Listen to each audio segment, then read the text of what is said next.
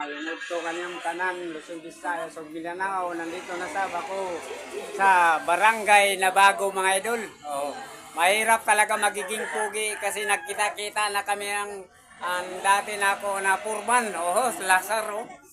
Mga Salazar.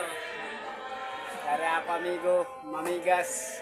Oo, shout out kayong lahat yan. Taga-Surigao mga followers.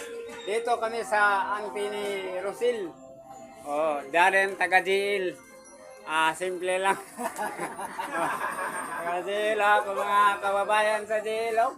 Shout out kayong lahat yan. Mayong udtukan yung kanan. Pista ko man sa Nabago, barangay Nabago. Sakop ng Surigao City mga idol. Dito si Idol Nizo Bertwo na mista kay kasi walang kanin sa bahay mga idol.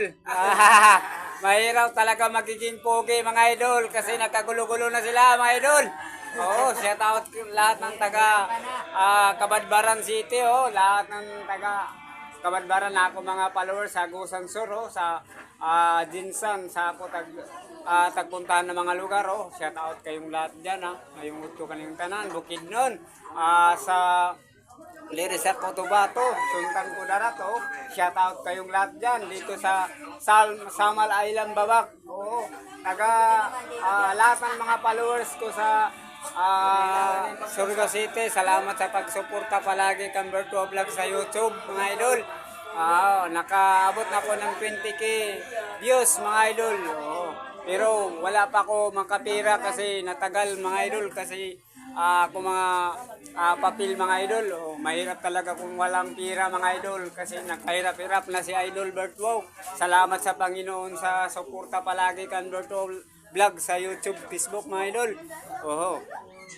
Shout out pala sa Maynila, Batangas, Laguna, Baclaran, dito sa Monumento sa tagpuntahan ko sa Cavite, Monterrey, Cavite, sa lahat ng mga taga Maynila. Dito na ako asawa si Rosel mga idol. Dito kami namista kasi walang bigas sa bahay mga idol.